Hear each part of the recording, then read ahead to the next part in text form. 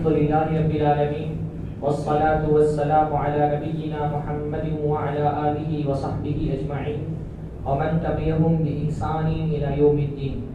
أعوذ بالله السميع العليم من الشيطان الرجيم من همزه ونفخه ونفثه. بسم الله الرحمن الرحيم. إنما أموالكم وأولادكم فتنة. سب سے پہلے ہر طرح کی حمد و ثنا، تعریف اور توصیف اللہ رب العزت کے لائق اور زیبا ہے، جس کے فضل و احسان سے آج کی اس بابرکت مجلس میں ہم جمع ہوئے ہیں، اس بابرکت مقام پہ ہم جمع ہوئے ہیں.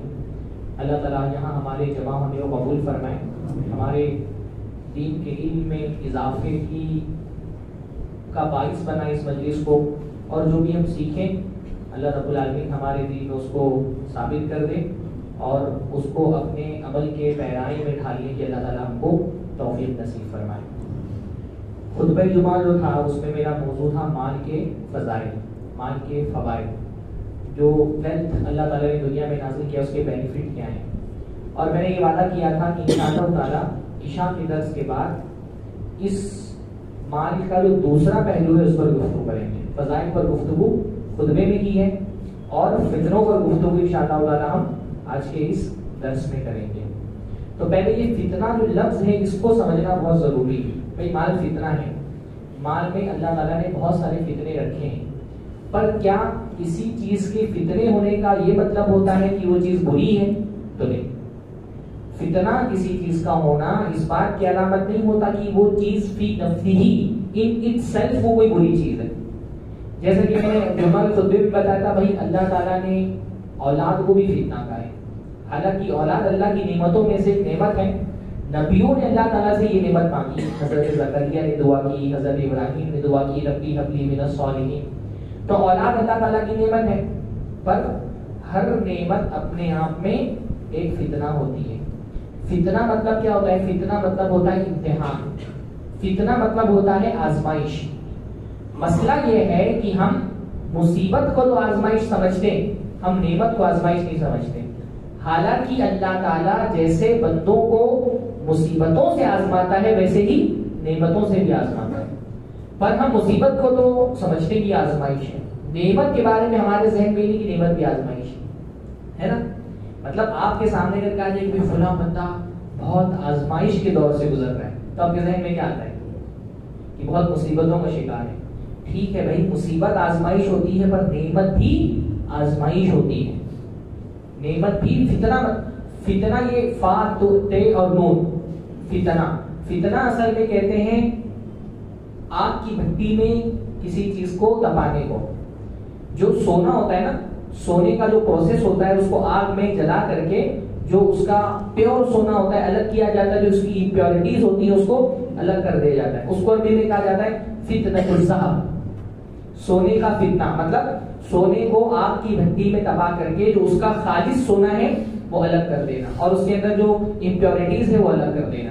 تو اللہ تعالیٰ بندے کو فتنے میں ڈال کر کے جو خالص ایمان والے بندے ہیں ان کو نقلی ایمان والوں سے الگ کر دیتا ہے.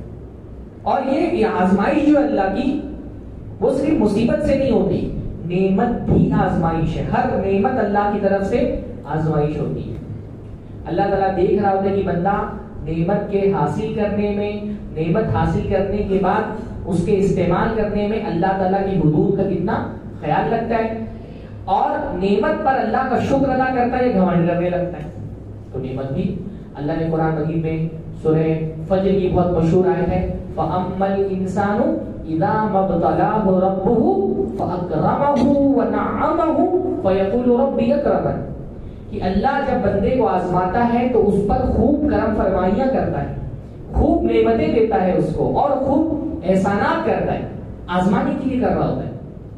صرف مصیبت پہ شکار، کسی مرض کا شکار، تنگدستی کا شکار، کسی پریشان حال میں مبتلا انسان کو دیکھ کر یہ مت سوچو یہ آزمائش میں. مال و دولت میں کھیل رہے انسان کو دیکھ کر سوچو کہ اللہ اس کو آزما رہا ہے. اولاد بھی آزمائش ہے، بیوی بھی آزمائش ہے، صحت بھی آزمائش ہے، خوبصورتی بھی آزمائش ہے، عہدہ بھی آزمائش ہے، علم بھی آزمائش ہے. ہر نعمت آزمائش ہے. نعمت دے کر کے اللہ تعالیٰ دیکھ رہا ہوتا ہے کہ بندہ شکر کرتا ہے یا گھمنڈ کرنے لگتا ہے. مصیبت دیکھ کر کے اللہ تعالیٰ دیکھ رہا ہوتا ہے کہ مصیبت میں بندہ صبر کرتا ہے، یہ شکوہ کرنے لگا. تو فتنے کا مطلب مال فتنہ ہے، پر فتنے کا یہ مطلب نہیں کہ مال فی نفس ہی برا ہے. مال کے ذریعے سے اللہ تعالیٰ بہت سارے بندوں کو آزماتا ہے. اور دوسری بات یہ ہے کہ صرف مال فتنہ نہیں ہے، غربت بھی فتنہ ہے، فقیری بھی فتنہ ہے. اللہ کے رسول صلی اللہ علیہ وسلم نے صرف مالداری کو فتنہ نہیں کہا، غربت کو بھی، فقیری کو بھی فتنہ کہا. اللہ کے رسول کی دعا ہے اللہم انی اعوذ بک من شر فتنة الغنى ومن شر فتنة الفقر. اللہ تعالیٰ میں غنا کے فتنے کی شر سے تیری پناہ چاہتا ہوں، مالداری کی فتنے کی شر سے تیری پناہ چاہتا ہوں، اور فقیری کی فتنے کی شر سے بھی تیری پناہ چاہتا ہوں. تو اللہ کے رسول نے فقیری کو بھی فتنہ کہا. بھائی فقیری بھی آدمی کے لیے بعض مرتبہ امتحان بن جاتی ہے. بعض مرتبہ فقیری آدمی کے لیے اتنا بڑا فتنہ بن جاتی ہے کہ اس سے نجات کے لیے آدمی اپنا ایمان بیچ دیتا ہے. کہا جاتا ہے نا کہ بازار میں ہر چیز بکتی ہے، ایمان بھی بکتا ہے. بہت سارے لوگ غربت میں اپنا ایمان بیچ دیتے ہیں.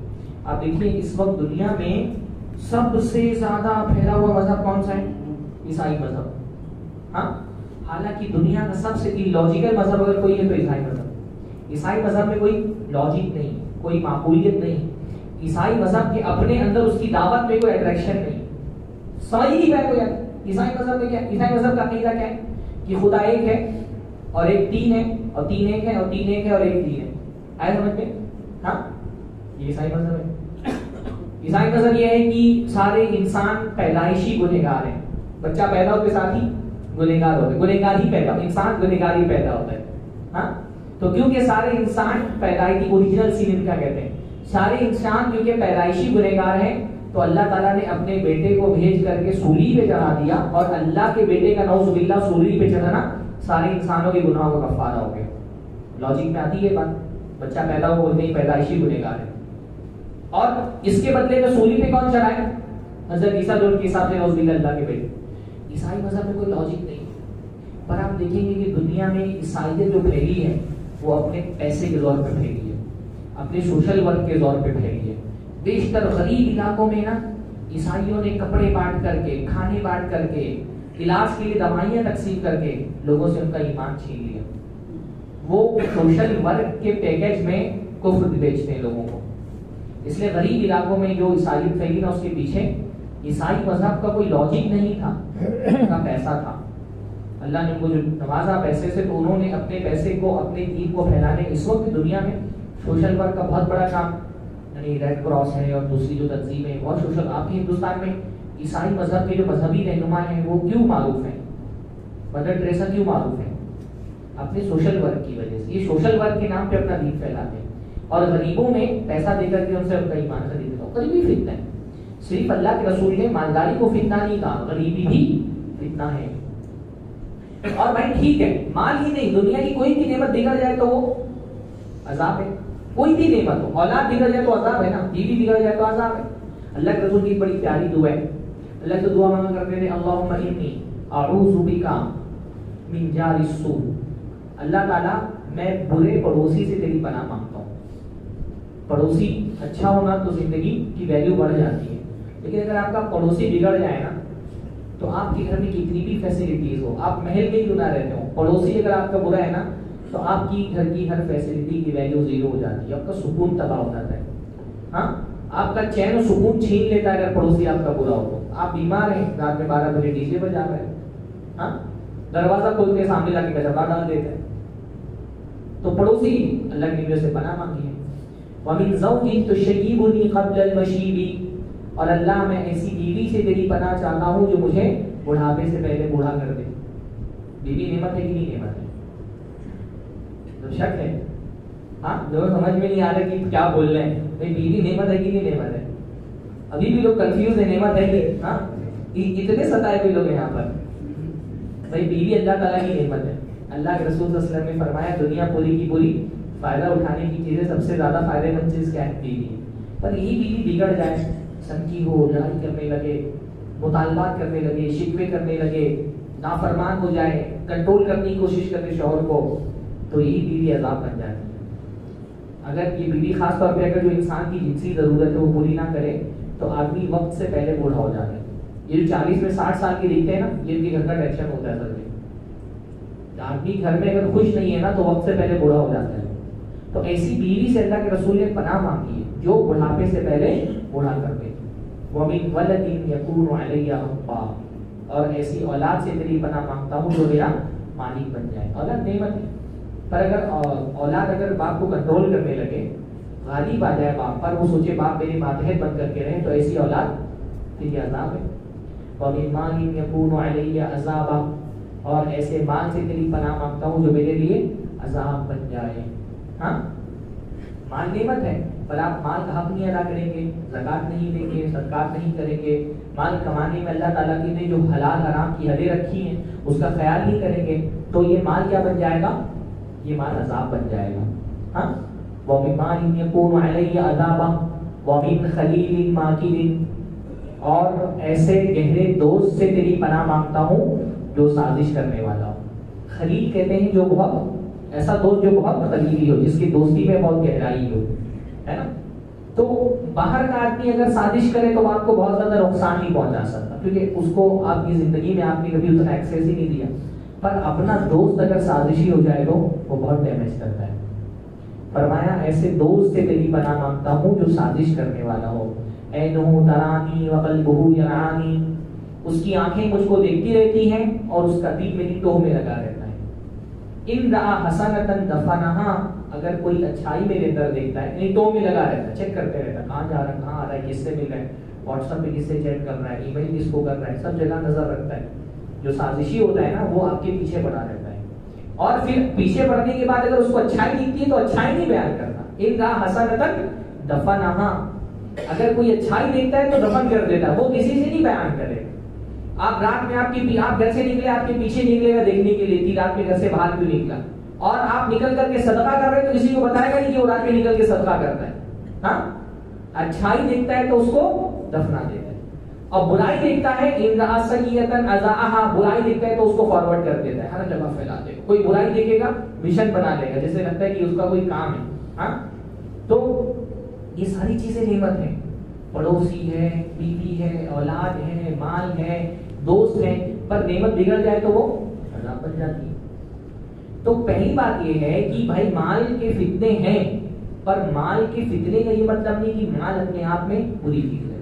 مال اللہ تعالیٰ سے لو, مانگو, مال کی جو صحیح جگہ ہے زندگی میں اس کو دو, تو مال انشاءاللہ تعالیٰ تمہارے لیے جنت میں لے جانے کا سبب بنے گا تم کو. پر مال بگڑ جائے, مال کے حوالے سے آپ شریعت کی حدود کا خیال نہ رکھیں, مال کو اس کی صحیح جگہ نہیں رکھیں گے تو مال پھر ڈیمیج کرے گا, وہ نقصان پہنچائے گا. اور پھر مال بہت بڑا فتنہ ہے. مال کا فتنہ کوئی چھوٹا موٹا فتنہ نہیں, بہت بڑا فتنہ ہے. ہاں, اللہ کے رسول صلی اللہ علیہ وسلم نے فرمایا کہ اللہ نے قرآن میں فرمایا انما اموالکم واولادکم فتنہ, تمہارا مال اور تمہاری اولاد تمہارے لیے کیا ہے؟ فتنہ ہے. اور خاص طور پہ اس امت کو تو الگ سے تاکید فرمائی. اللہ کے نبی نے فرمایا کہ ہر امت لکل امت فتنہ وفتنۃ امتی المال, ہر امت کا ایک فتنہ ہوتا ہے, میری امت کا فتنہ کیا ہے؟ مال. اس امت کو خاص طور پہ اللہ کے نبی نے ڈرایا ہے کہ اس امت کا فتنہ کیا ہے؟ مال ہے. یعنی اس امت کی سب سے شدید آزمائش اور سب سے زیادہ لوگوں کی جس چیز میں آزمائش ہوگی وہ کیا ہے؟ مال.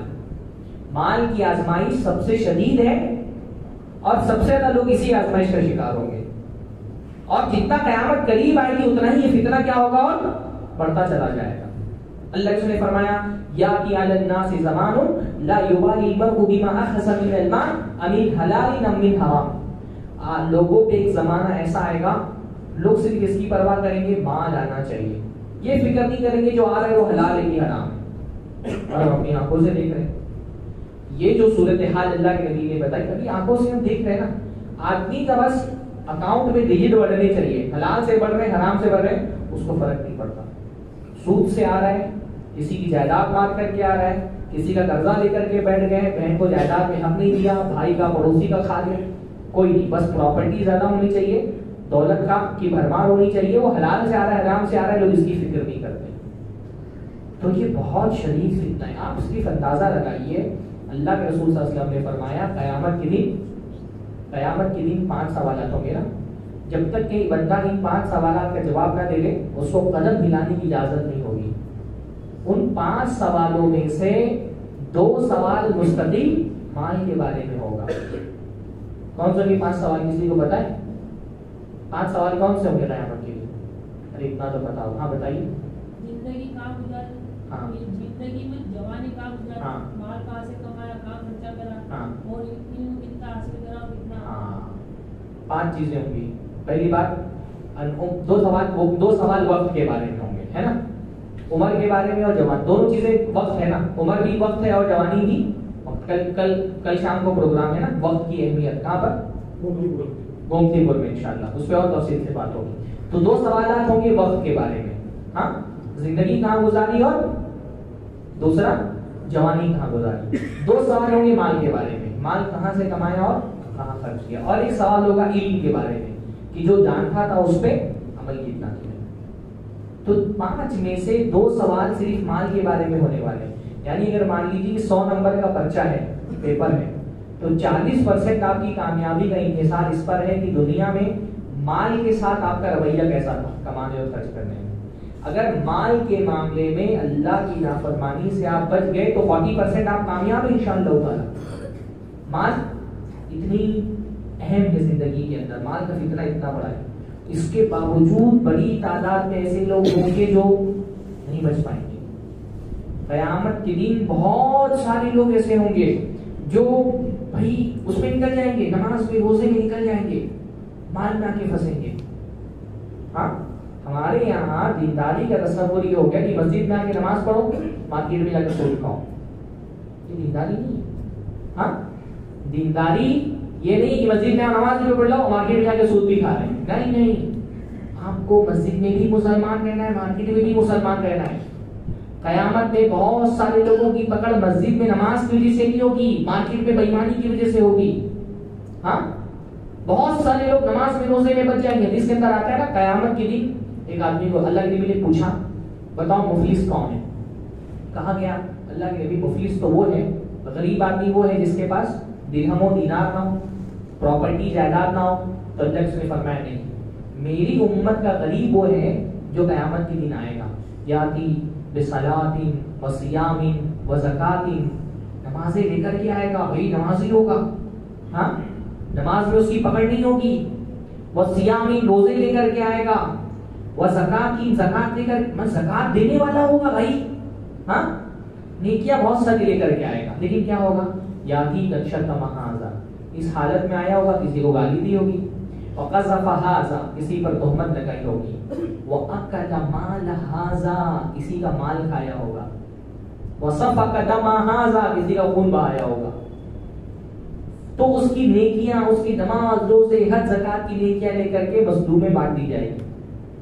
بھائی نماز میں بچ جائے گا، مال میں پھنس جائے گا۔ میں تو صرف ہندوستان کا سوچتا ہوں نا، سارے جو مالی خود ہے وہ اپنی جگہ پر، مارکیٹ میں جو کانٹے مارتے ہیں، سود کا لین دین کرتے ہیں، حرام تجارت کرتے ہیں اپنی جگہ پر۔ میں تو سوچتا ہوں صرف 2 چیزیں، وراثت اور جہیز، اس میں کتنے پکڑے جائیں گے؟ ہندوستانی تو زیادہ تر اسی میں پکڑے چلے جائیں گے۔ 90% ہمارے یہاں وراثت کی تقسیم شریعت کے خلاف ہوتی ہے۔ وراثت میں کتنے پکڑے جائیں گے؟ کتنے جنہوں نے بہنوں کو حق دیا ہوا ہے، بھائیوں نے برابر ویسے تقسیم کیا ہوا ہے، یا تو وراثت میں اور جہیز کھا کے بیٹھے ہیں سسرال والوں کا، ایک لمبی ڈیمانڈ ہی کرتے ہیں۔ ہاں اس میں ہی کتنے پکڑے جائیں گے؟ نماز روزے سب اسی میں چلا جائے گا، سسرال والے لے کے جائیں گے پورا جہاز، جو مانگا تھا جہیز، یہاں پہ جہیز لے رہے ہو وہاں پہ نیکیاں دینی پڑیں گی سسرال والوں کو۔ ہاں یہاں پہ جہیز لے کے بیٹھے ہو وہاں اس کے بدلے میں نیکیاں دینی پڑیں گی، تو بڑا بڑا ڈیمانڈ کر کے رکھتے ہیں، گاڑی چاہیے اور فریج چاہیے اور کبڈ چاہیے، کتنے پکڑے جائیں گے اسی میں۔ ہاں نماز روزے میں بچ جائیں گے، مال میں پکڑے جائیں گے۔ مال کا فتنہ بہت شدید فتنہ ہے۔ اللہ کے نبی صلی اللہ علیہ وسلم مال کا فتنہ، آپ سوچیے شہید کے بارے میں اللہ کے رسول نے فرمایا یغفر للشہید کل ذنب الا الدین، شہید کا ہر گناہ معاف ہوگا، قرضہ معاف نہیں ہوتا۔ مال کا فتنہ اتنا شدید، شہید ہے بھائی، جان دے دی اللہ کے راستے میں، پھر بھی قرضے میں پکڑا جائے گا کہ قرضہ لے کے بیٹھا تھا کسی کا نہیں دیا۔ ہم تو بھول جاتے ہیں، کسی کو قرضہ دے دو اس کے بعد قرضہ واپس لینا ایسا ہی ہے جیسے کولگیٹ نکالنے کے بعد دوبارہ اس کے اندر ڈالنا، اتنی مشکل. ہاں، قرضہ لینے والا قرضہ لینے سے پہلے اتنا مسکین اور ذلیل ہو جاتا ہے، اور قرضہ لینے کے بعد آپ کا باپ بن جاتا ہے. ہاں، پھر آپ کو گر گرانا پڑتا ہے. قرضہ لینے سے پہلے وہ گر گرا ہوتا ہے، قرضہ دینے کے بعد آپ کو گر گرانا پڑتا ہے. اور مر جاتا ہے، اس کے بچوں کے پاس جاؤ تو بولتے ابا نے لیا تھا، ابا جانیں گے. ہاں، ابا قبر میں جانیں گے. ابا نے جو لیا تھا، بولتے ہیں نا قرضہ لینے آؤ تو ابا لے دے، ابا جائے تو ابا تو جانیں گے قبر میں، پھر بھرے گی قیامت کے دن. کتنے قرضے پہ پکڑے جائیں گے، یعنی کتنا ہمارے یہاں حرام مال کمانے کے کتنے ذرائع کھلے ہو گئے. بندہ سوچ ہی نہیں رہتا ذرا بھی. حلال حرام میں کوئی تفریقی باقی نہیں بچی ہے. جو تفریق کرے الٹا اس کو تانا دیتے. کوئی سمجھائے کہ بھائی مت کھاؤ تو بولے کہ تم دنیا کے تقاضوں سے واقف نہیں ہو. اس زمانے میں جو حرام نہیں کھائے گا بھوکا مرے گا. حرام کھا رہا ہے وہ تو گناہ کر ہی رہا ہے. اللہ کی شریعت میں بھی الزام لگا رہا ہے کہ شریعت پر چلے گا تو زندہ ہی نہیں رہ سکتا، ڈبل گناہ کر رہا ہے وہ. ایک تو حرام کھا رہا ہے، اوپر سے جو روکتا ہے اس کو کیا بولتا ہے، بھائی زیادہ حلال حرام کرو گے تو زندہ نہیں رہ سکتے. مطلب اللہ تعالیٰ نے غلط شریعت نازل کر دی. 2023 میں ہندوستان کے لیے شریعت نہیں ہے.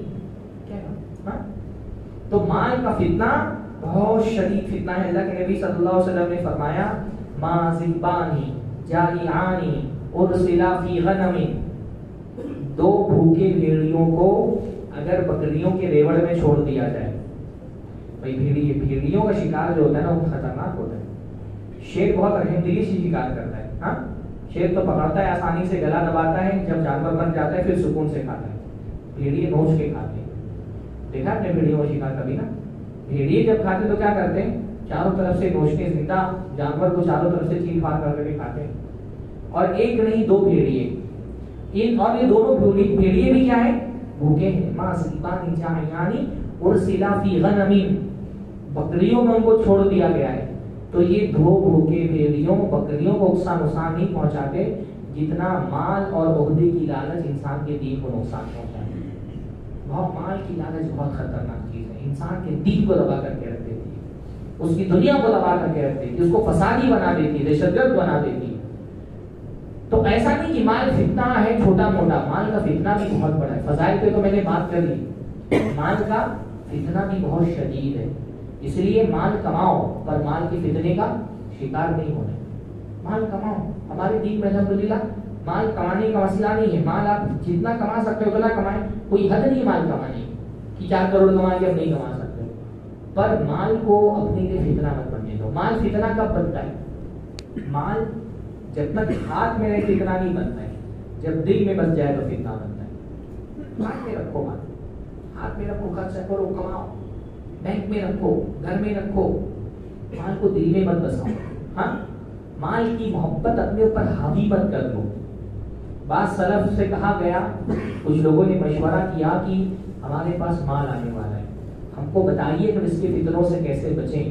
تو انہوں نے کہا کہ جعلھا فی یدک ولا تجعلھا فی قلبک، اس مال کو اپنے ہاتھ میں رکھو، اپنے دل میں مت بساؤ. مال کی چاہت بھائی ظاہر سی بات ہے، اگر ہم سے یہ تقاضا کیا جائے کہ مال کی چاہت ختم کر دو تو یہ تو نہیں ختم ہونے والی. یہ تو اللہ تعالیٰ نے یہ ڈیزائرز جو ہیں وہ تو اللہ تعالیٰ نے ہماری نفس میں ڈال دیے ہیں. مال کی چاہت ایک فطری ایک نیچرل چیز ہے. اگر انسان سے تقاضا کیا جائے مال کی چاہت ختم کر دو تو نہیں ختم کر سکتا وہ. اللہ نے فرمایا زُيِّنَ لِلنَّاسِ حُبُّ الشَّهَوَاتِ مِنَ النِّسَاءِ وَالْبَنِينَ وَالْقَنَاطِيرِ الْمُقَنطَرَةِ مِنَ الذَّهَبِ وَالْفِضَّةِ وَالْخَيْلِ الْمُسَوَّمَةِ وَالْأَنْعَامِ. لمبی آیت ہے کہ اللہ نے کچھ چیزوں کی چاہتوں کو بندوں کے دلوں میں مزین کر دیا ہے.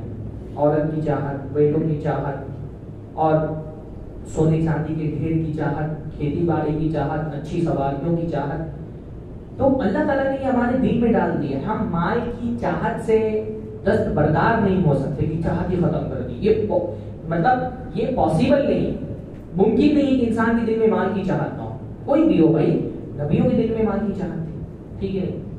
حضرت یعقوب علیہ السلام کو پورا واقعہ تو میں نہیں سنا سکتا، اگر آپ کو اس کی تفصیلات بتائیں کہ حضرت یوسف علیہ السلام جب غائب ہو گئے اور مصر میں قحط آیا، اس کا اثر شام تک بھی پہنچا، تو حضرت یعقوب کے بچے حضرت یوسف کے پاس گئے. پہچانا نہیں حضرت یوسف کو، تو سارے بچے نہیں گئے تھے نا. ایک بچے کو حضرت یوسف کے بھائی بنیامین کو حضرت یعقوب ساتھ نہیں بھیجتے ہیں. 10 بھائی گئے، پوچھا حضرت یوسف نے کتنے بھائی ہو گھر میں، کتنے لوگ ہیں، کتنے لوگوں کا راشن چاہیے؟ کہا 11 بھائی ہیں۔ تو کہا تم لوگ تو 10 ہی آئے ہو، 11واں بھائی کہاں ہے؟ تو کہا ہمارے ابا اس کو بھیجتے نہیں ہمارے ساتھ میں۔ تو کہا لے کے آنا اگلی مرتبہ، ورنہ اس کے حصے کا اناج نہیں ملے گا، لے کے آنا۔ تو گئے اپنے ابا کے پاس، ابا سے کہا کہ ہمارے ساتھ بھیجو بنیامین کو۔ تو ابا نے کہا یعقوب علیہ السلام نے کہ بھیج دوں گا تو تم بھی اس کے ساتھ وہی کرو جو تم نے یوسف کے ساتھ کیا تھا۔ تو انہوں نے کہا نہیں، ہم بنیامین کا خیال رکھیں گے، اور دیکھیے اگر آپ بنیامین کو ہمارے ساتھ بھیجیں گے تو آپ کو 1 اونٹ بھر کا غلہ اناج اور مل جائے گا، وَنَزْدَادُ كَيْلَ بَعِيرٍ، 1 اونٹ بھر کا غلہ اور مل جائے گا۔ یہ 1 اونٹ کا غلہ اتنا اہم تھا کہ اس کے لیے بنیامین کی جان داؤ پہ لگا کے بھیج دیا بھائیوں کے ساتھ میں۔ نہیں سمجھے نقطہ؟ بھائی مال کی تھی نا، اناج کی محبت، کبھی تو بنیامین کو ساتھ میں بھیجا۔ اب روز کیا تھا؟ نزداد کیلا بعید، کہ 1 اناج بھر، 1 اونٹ بھر کا اناج ہم کو اور مل جائے گا۔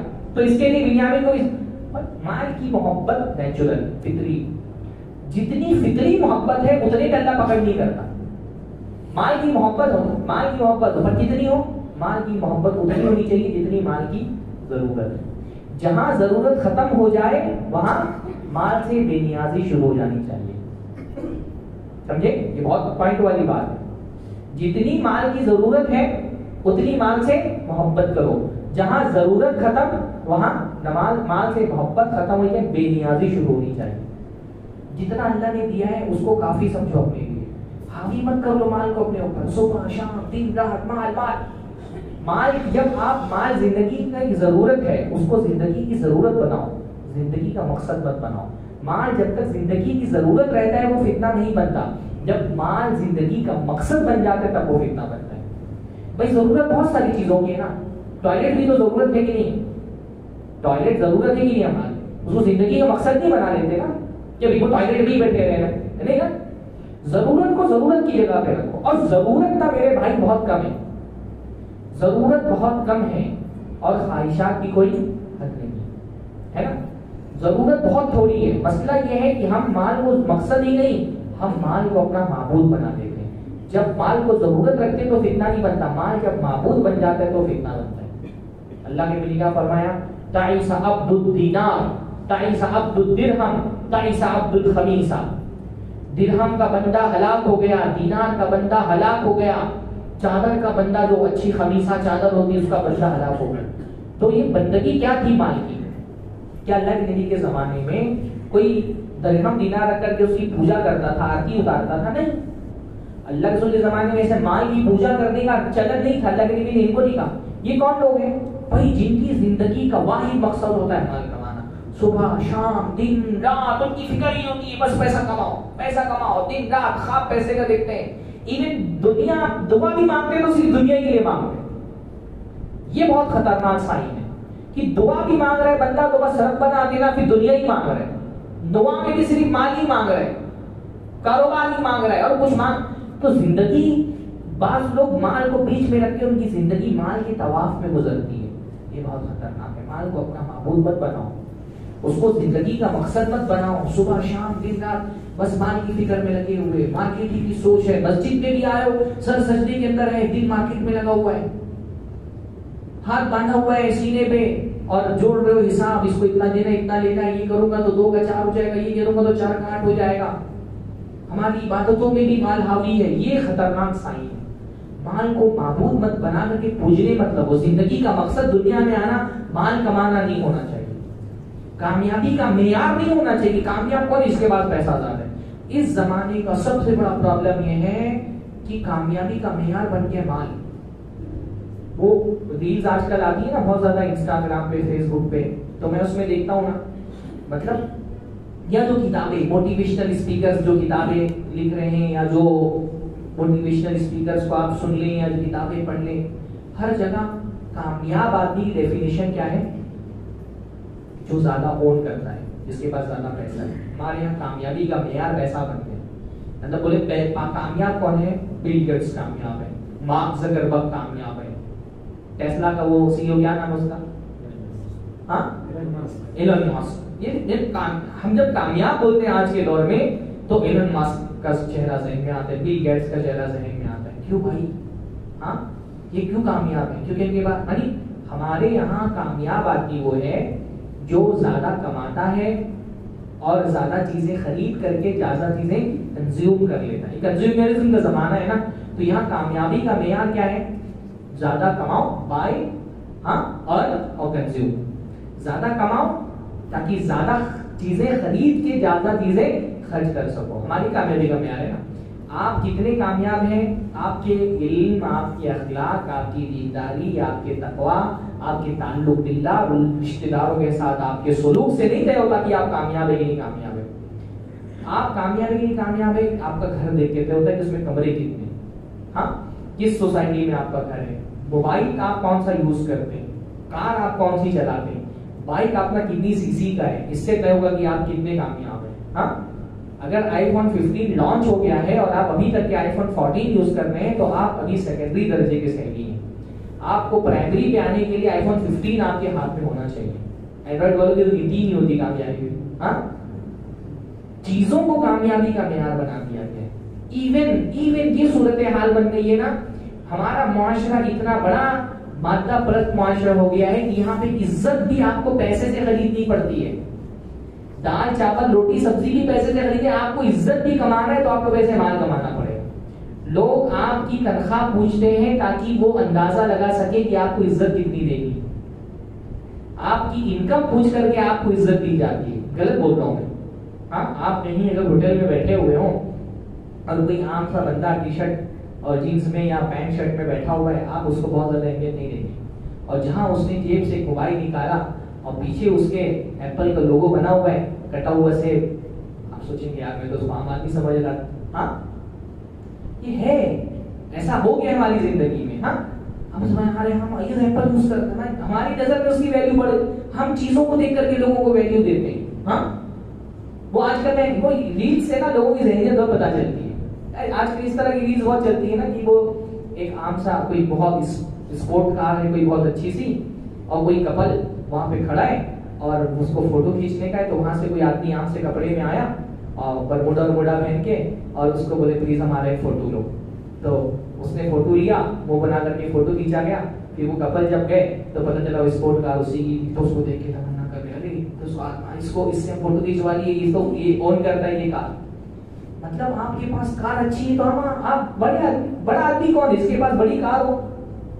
ہمارے یہاں تو یہ صورتحال بنی نا, بڑا گھر ہے, بڑا موبائل ہے, بڑی کار ہے, اچھی بائک ہے, تو آپ کامیاب آدمی ہیں. تو یہ مادہ پرستانہ معاشرے نے جو معیار بنا دیا نا, یہ بڑا خطرناک معیار ہے. آپ معاشرے میں جس چیز کو اہمیت دیتے ہیں نا, لوگ اسی چیز کو حاصل کرنے کی کوشش کرتے ہیں. جب عزت کا معیار پیسہ بن گیا ہے, مال بن گیا ہے, چیزیں عزت کا معیار بن گئی ہیں, تو لوگ اخلاق, دینداری, تعلق باللہ, اس کو اہمیت نہیں دیتے. لوگ چیزوں میں, ان کو پتا ہے بھائی رشتہ دار اس کو جوڑتے ہیں, باپ کے پاس پیسہ ہو, پیسے والا آدمی ہے نا, لوگ دور کا رشتہ بھی بتائیں گے ہمارے. ہاں, ہمارے پھوپھا کے, بہنوئی کے, خالہ بھائی کرتے ہیں. ہاں, اور سگا بھائی بھی پیسے والا نہیں ہے تو لوگ کنی کاٹ جائیں گے. ہاں, سگا بھائی بھی اگر پیسے والا نہیں ہے نا تو لوگ کنی کاٹ جاتے ہیں, پہچانتے نہیں کون ہے. یہ ہماری پرابلم ہے.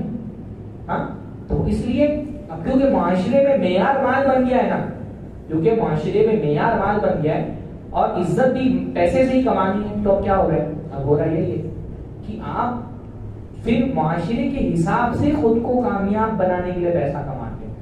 آپ کی نیڈس بہت کم ہے, ڈیزائرز بہت زیادہ ہیں. ڈیزائرز کی کوئی انتہا نہیں ہے نا. ضرورت آپ کی بہت چھوٹی ہے, ضرورت آپ کی بہت کم ہے. زندگی میں ضرورتوں کا بوجھ ہمارے کندھوں پہ نہیں ہے. جو برڈن ہے وہ خواہشات کا برڈن ہے, اور یہ خواہشات نیچرل بھی نہیں ہے. یہ وہ خواہشات ہیں جو سوسائٹی نے ہمارے کندھوں پہ ڈال دی.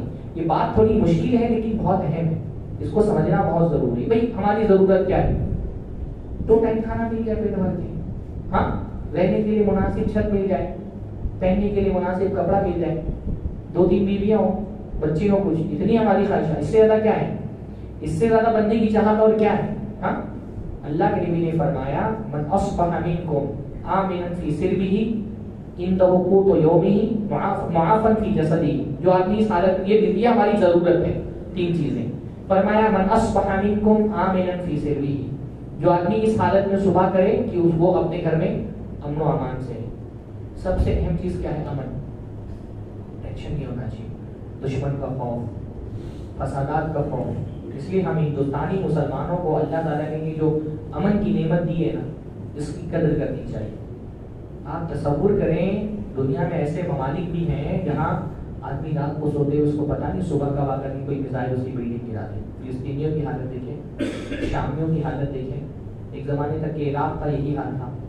ہاں لیبیا، آپ کے بغل میں افغانستان، ابھی تو ذرا سا وہ باہر آ رہے جنگی حالات سے.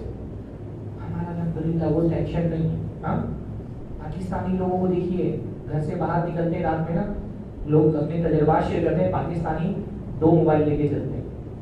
ایک سادہ والا موبائل دکھانے کے لیے، قیمتی والا موبائل وہ کہیں سیٹ کے نیچے چھپا کے رکھتے ہیں. ان کو پتہ نہیں راستے میں کون بندوق دکھا، عام بات ہے. ہاں کب کس مسجد میں، کب کس جلسہ گاہ میں دھماکہ ہو جائے پتہ ہی نہیں ہے. جان ہتھیلی پہ لے کے چلتے ہیں. ہمارا ایسا نہیں ہے الحمدللہ.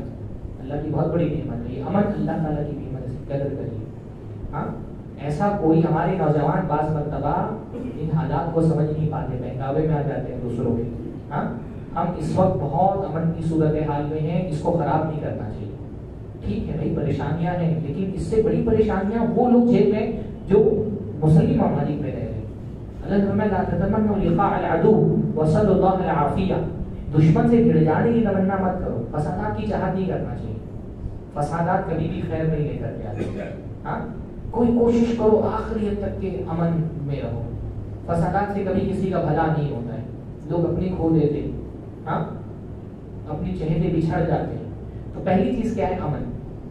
جو اپنے گھر میں ہیں، خاندان والوں کے ساتھ، فیملی کے ساتھ امن و امان سے ہے. اور معافن فی جسدی، اس کے جسم میں کوئی بڑی بیماری نہیں ہے. چھوٹی موٹی بیماری تو چلتی رہتی، sugar, diabetes, B P normal ہے ہمارے یہاں پہ، دوسرے تیسرے بندے پر کوئی بہت بڑی بیماری نہیں ہے. اور تیسرا اندہ قوت یومی، اس کے پاس ایک دن کا کھانا ہے. کتنا؟ آج کیا کھائے گا پتہ ہے.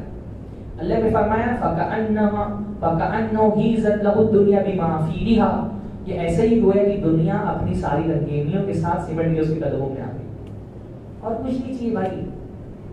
نیڈز بہت کم ہیں، ضروریات بہت کم ہیں. اور بوجھ کس کا ہے؟ بوجھ ہے سماج کا. سماج نے یہ جو سماج ہے نا ہمارا مٹیریلسٹک سوسائٹی، اس نے ایک معیار بنا دیا ہے کامیابی کا. ہم اپنی ضرورت کے لیے نہیں جی رہے، ہم سماج کے سامنے خود کو کامیاب بنانے کے لیے جی رہے ہیں. سوری محنت کیوں کر رہے ہیں؟ کیونکہ سماج نے معیار بنایا بھائی اگر میرا یہ 10 روم والا بنگلہ نہیں ہوگا تو میں سماج میں کامیاب نہیں کرا پاؤں گا. میں خوش ہوں اپنے بھاڑے کے روم میں، تو مجھے نہیں خوش رہنے دیتا سماج. سماج بولتا ہے نہیں، تم کو کامیاب ہونا ہے تو تم کو گھر خود کا لینا پڑا، بنگلہ وہ بھی 10 روموں کے اندر ہونی چاہیے. اب وہ بیچارہ خوش تھا اپنے گھر میں، اس کو لگا دیا کام پہ، جاؤ بینک سے EMI لو، بھرو زندگی بھر سود. وہ خوش تھا، وہ ٹرین میں جا رہا تھا، لوکل میں سفر کے خوش تھا. وہ تو پھر اس کو خواب دکھائے. جو کنزیومرزم جس دور میں ہم گزر رہے ہیں نا، یہاں جو کیپٹلسٹ ہیں، جو سرمایہ دار ہیں، جو بڑے بیوپاری ہیں، کارپوریٹ گھرانے ہیں، یہ کبھی بھی آپ کی قناعت پر خوش نہیں ہو سکتے. قناعت سمجھتے ہیں نا، اللہ نے کم بھی دیا ہے تو میں راضی ہوں. آپ اگر لالچ نہیں کریں گے تو ان کا پروڈکٹ کیسے بکے گا بھائی؟ آپ اگر اپنی جھوپڑ پٹی میں خوش ہیں تو یہ فلیٹ بیچ پائیں گے. تو کنزیومرزم کا بیسک پارٹ کیا ہے؟ ڈیمانڈ کریٹ کرنا. یہ کیا کرتے ہیں؟ یہ پہلے اپنے خواب آپ کی آنکھوں میں ڈالتے ہیں، پھر اس کی تعبیر آپ کو بیچتے ہیں. یہی ہوتا ہے نا. پہلے آپ کی آنکھوں میں آپ خوش ہیں 1 BHK میں، تو یہ آپ کو بڑے بڑے ہورڈنگز لگا کر کے 2 BHK 3 BHK بنگلہ، سوئمنگ پول، جم، فلانا دھماکہ. پہلے کیا کریں گے؟ آپ کے دل میں ڈیمانڈ پیدا کریں، ڈیزائرز ڈالیں گے. ڈیزائرز ڈال کے پھر آپ کو لے کے جائیں گے بینک میں. لے لیا آپ نے لون. اب جو زندگی سکون کی گزرنے کی پوری زندگی آپ بینک کے غلام بن کر کے رہیں گے. میں دیکھ رہا ہوں بھائی غریب آدمی گھر میں جاؤ خوشی سے میزبانی کرتا ہے. امیر آدمی نا سوچتا ہے مہمان گھر پہ نہیں ہے، میری EMI یہاں وہاں ہو جائے گی. امیر آدمی کنجوسی کر رہا ہے، کیوں؟ کیونکہ اس کو EMI بینک میں زنجیریں ڈال کر کے رکھی گردنوں پہ سود کی، لے کے بیٹھے ہوئے سود. زندگی بھر بینکوں کی غلامی میں. یہ نئی ٹائپ کی غلامی ہے، سرمایہ داروں کی غلامی، جہاں بینک نے جکڑا ہوا ہے، آپ کے گلے میں ٹھنڈا ڈالا ہوا ہے EMI کا. صبح شام آپ کے گھر پہ پہنچے رہتے ہیں. نہیں بھائی خوش رہنا سیکھو کم میں. ہاں اللہ نے فرمایا خوش آدمی وہ ہے کہ جس کو قد افلح, آدمی کامیاب کون ہے, من رزق کفافا, جو اسلم اسلام لے آیا, روزی کا کفافا ضرورت پر اس کو رزق مل گیا, وہ اپنا اللہ بما آتا, اللہ جتنا دیا اس پہ صبر بھی دے دیا, خوش ہے بھائی, چٹنی روٹی کھا کے خوش ہوں میں. کبھی کبھی ایسا ہوتا ہے ہماری چاہت کچھ اور ہوتی ہے پر ہم اپنی چاہت کے لیے جی نہیں رہے. وہ سماج طے کرے گا کہ مجھے کیا چاہیے, نہیں چاہیے نا مجھ کو 2 BHK, میں مجھ کو اپنا گھر نہیں لینا بلکہ میں کرائے میں خوش ہوں. پر سماج رشتے دار آپ کو بولیں گے ارے بھائی گھر پہ, مجھے گھر والی سے دلچسپی ہے, مجھے گھر والی بڑھانا ہے, پر سماج بولے گھر لو پہلے. نہیں بھائی نہیں چاہیے مجھ کو گھر, میں 4 بیویاں رکھوں گا کرائے کے گھر پہ, تم کون ہوتے ہو بولنے والے. سماج نہیں طے کرے گا نا کہ مجھے کیا چاہیے, میری انٹرنل کیا خواہش ہے وہ میں طے کروں گا. سماج کو طے کرنے والا میں کیا چاہتا ہوں. بس سماج آپ کے لیے معیار بنا دے. آپ خوش ہیں اپنے بال بچوں کے ساتھ میں چٹنی روٹی کھا کے, سماج بولے گا نہیں تم کو خود کا گھر خریدنا ہے. وہ بیچارہ اپنی بیوی بچوں کے ساتھ خوش تھا, اس کو بھیج دیا سعودی عرب, پوری زندگی جانوروں کی طرح امارات میں سڑ رہا ہے. کیا حاصل ہوا, بیوی چلی گئی ہاتھ سے, بچے بگڑ گئے. کیا لیا بھائی زندگی بھر میں, کیا کیا, ایک گھر بنا لیا. ہاں وہ اس کی چاہت بھی نہیں تھی بیچارے کی, اس کے بچے یتیموں کی طرح پل رہے گھر میں, بیوی بیواؤں کی طرح زندگی گزار رہی ہے. کیا کیوں اتنی محنت کرنی ہے, آؤ بچوں کے ساتھ رہو, چٹنی روٹی کھاؤ یار, اس میں سکون ہے. یہ 3 سال باہر رہ جاتے ہو, بیوی بچے سب چھوٹ جاتے ہیں, پتہ نہیں کیسے لوگ. میں تو بھائی میں اپنی تعریف نہیں کرنا چاہیے, میں بتا رہا ہوں, میں فارغ ہوا, میں گنجائش تھی, میں نے اپنی سرحد مدینہ میں نہیں بھیجی, مجھے نہیں رہنا تھا بیوی بچوں کو چھوڑ کر, یہیں پہ رہ کے میرے وطن کی زمین ایڑیاں رگڑنے دیں, مجھے یقین ہے پانی یہیں سے نکلے گا. تو کیے یہاں پہ جو کر پائے. سماج نہیں طے کرے گا تم کو کیا چاہیے, پر مسئلہ یہ ہے کہ ہم سماج پہ چھوڑ دیتے ہیں. سماج طے کرتا ہے ہم کو کیا چاہیے. سماج طے کر رہا ہے کہ تمہارے پاس گاڑی ہونی چاہیے, بنگلہ ہونی چاہیے. میں خوش ہوں اپنی سائیکل سے, مجھے نہیں چاہیے 350 cc کی موٹر سائیکل. بس سماج نے کیونکہ ایک معیار بنا دیا, عام آدمی اس جو ایک وہم ہوتا ہے نا, ایک جال, اس سے نکل نہیں پاتا.